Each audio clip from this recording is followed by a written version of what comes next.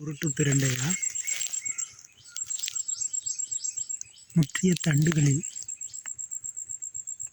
4 முக்குகள் இருந்தாலும் முனைகள் அந்த அளவுக்கு கூர்மையானதாக இல்லை.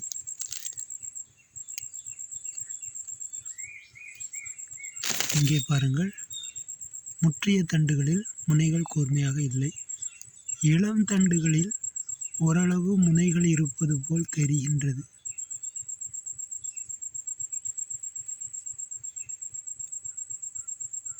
ஆனால் அதுவே முற்றிய பின்பு மொழுக்கு என்று இருக்கிறது. முனைகளே தெரியவில்லை, ஆனால் 4 பக்கங்கள் இருக்கிறது. இதுதான் உருட்டு பிரண்டையா? தெரிந்தோர் சொல்லவும். இங்கே இன்னொரு பிரண்டை இருக்கிறது. இது சாதாரண பிரண்டை போல தெரிகிறது. முற்றிய தண்டுகளிலும் முனைகள் ஓரளவு தெரிகிறது. ஒருவேளை இது சதுர பிரண்டையாக இருக்குமோ என்றும் தோன்றுகிறது. ஏனென்றால் இது ஓரளவு சதுரமாக தெரிகிறது. எது எப்படியோ புது வகையாக இருந்தால் சந்தோஷம்தான்.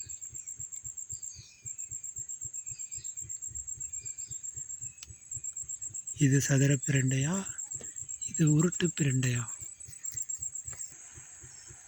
எங்கே இருப்பதை பாருங்கள். இது சாதாரண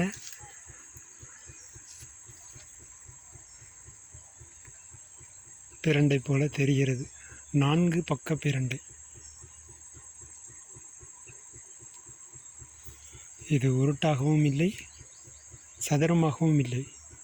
ஏனென்றால் இங்கே அளவு குறைவு, இந்த பக்கம் அதிகம், மறுபடியும் குறைவு, மறுபடியும் 4வது பக்கம் அதிகம். எனவே இது சாதாரண பிரண்டை.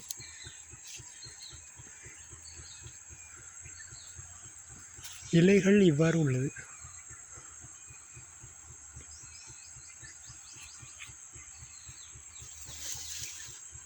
இதில் எல்லாவற்றிலுமே இலைகள் தனித்த ஒற்றை இலைகள் போல தெரிகிறது.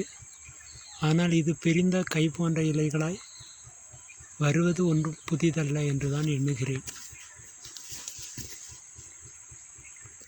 ஆமாம், நான் சொன்னது சரிதான். இங்கே பாருங்கள், ஒற்றை இலை.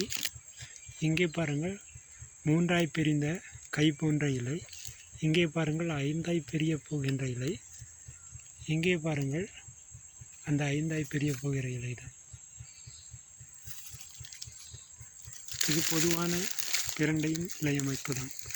இந்த உருட்டு பிரண்டையாக இருக்குமோ என்று சொன்ன இலைகளும் அதே போல் பிரிந்த இலைகள் உள்ளன, ஒற்றை இலைகளாக உள்ளன.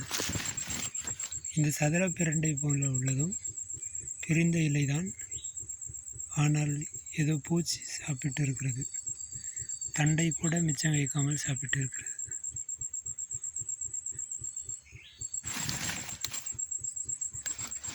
நன்றி.